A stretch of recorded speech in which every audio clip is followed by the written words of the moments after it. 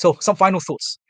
Uh, we have hopefully we've only looked at some aspects of the phenomenon uh, and the jinn. There are many other aspects which correlate in amazing ways. But I've just outlined a couple for us, which really get us to appreciate the similarities between the UFO phenomenon and the jinn. When you study the phenomenon, you study the jinn and their abilities and their appearance and what they do and how they manifest, you see that there are clear similarities between the two. The element of deception is clear, and this is a well-known trait of the jinn themselves. So when you look at this, as they say, if it uh, swims like a duck, if it quacks like a duck, then it probably is a duck. I'm butchering it, but something along those lines. And if you look at it from the perspective of conceptual differentiation, to claim two things to be different or separate, there has to be things that are different and separate about them. And otherwise, you're just talking about the one thing. So when you look at the jinn phenomenon or the jinn, and you look at the UFO phenomenon, the similarities are clear. You cannot deny them, from abduction to deception to appearance, etc., etc. Hence, looking at all of this, and I know some of the things we've mentioned about the UFO phenomenon is not common knowledge, because what you see on the TV or the narrative, and Dr. Pasulka mentions this as well in her book Encounters, a recent book, that the narrative created by the government and the mainstream media about the UFOs is very different from what's been experienced by people, what has been experienced by people throughout the decades, the ages, right? And when you look at what people are actually experiencing, what's really going on, and you correlate that with what we know about the jinn, it's a perfect match, right? Sure, there are some things that don't as easily fit, but when you really study the scope of the jinn and what they're able to do, then you see, okay, well, maybe there is a way of these things fitting. And there are only a few that are outstanding things that don't easily fit into the theory, but the rest, everything just falls into place. So in a nutshell, I guess in summary, um, what I'd like to say is that, so Islam allows for both interpretations, by the way, okay?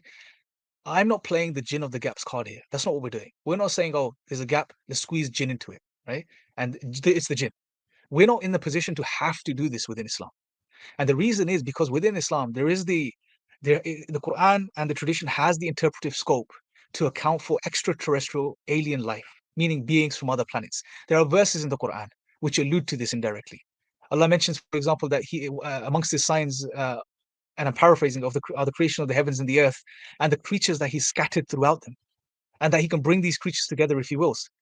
So such verses open the doors up to the possibility of alien life, beings, physical beings from other planets. But so the point is that we have the scope for both interpretations. So there is no pressure, or there is no need to fudge in a jinn explanation. What we're doing instead is we're looking at the data, we're looking at the traits and the manifestation of the phenomenon, and we're looking at the traits and the concept of the jinn. And when you study them side by side, you see that there is a clear correlation, that there are clear matches. So much so that I believe that the jinn hypothesis, based on what we know, is the most sound hypothesis to explain this phenomenon. And furthermore, it's a means, and even if you're watching this and you're not a Muslim and you don't believe in revelation, even if you look at the Quran and the Islamic tradition as a historical reality, and these documents as historical documents, it's still fascinating that over 1400 years ago, here is a book that mentions a being and details about a being that exists amongst us, that is not human and is not divine, but is somewhere in between. And it mentions a being which has traits and abilities that match the current phenomenon being experienced by people in the West and across the world today, as in the UFO phenomenon. That's very interesting, because a lot of people now, and there seems to be two camps within this subculture, or this culture itself, the UFO culture. There's the camp that says extraterrestrial, and there's the camp that says no, it's something else, NHI, non-human intelligence, some sort of entity or being that's been here, possibly a dimensional being that's been here for a very, very long time. If you study the two camps, what you'll see is the weight is with the camp that says this is a type of non-human intelligence that is not extraterrestrial. The academics, Pasolka, Vallée, John Keel, and others who have spent years studying this, they are in this camp, right? They are saying this phenomenon is not extraterrestrial, it's something else. It's another type of life form, another being that has lived here probably since the beginning, probably longer than us. Tucker Carlson recently has come out, said the same thing, right? I believe Gary Nolan himself leans towards this opinion. Dr. Pasulka also seems to be leaning more towards this opinion. So I think it's very interesting that this is the state of the discourse right now, that the camp that suggests this is a type of non-human intelligence which is not extraterrestrial is weighing heavy right now. That seems to be the one that's gaining more traction. And when you study the jinn and what they're capable of doing, and just the framework of jinn and the concept of jinn and what they're able to do, it fits perfectly with what we're observing. I think at the very least, there's something for the non-Muslim community to learn from the Islamic tradition when it comes to the phenomenon itself. That the study of the jinn is going to only understanding of the phenomenon itself. So I think this is a very interesting time. And yes, it's an opportunity for people to read the Quran as well and study it, because there's so much more in the Quran than just the mention of jinn, right? We believe as Muslims it's a guide for our existence on this planet. It tells us about the ultimate purpose of life and the meaning of life and why we exist and where we're going and where we've come from. And it addresses all the deeper existential questions as well. So there'll be so much more you'll gain, even if it may be through this topic that someone comes and studies the Quran itself. But anyway, I think we're living in interesting times, and this topic is getting very popular, and more people are paying attention. And I think it's time that we as Muslims present what we can about this phenomenon, and hopefully educate and share what we know about what's going on.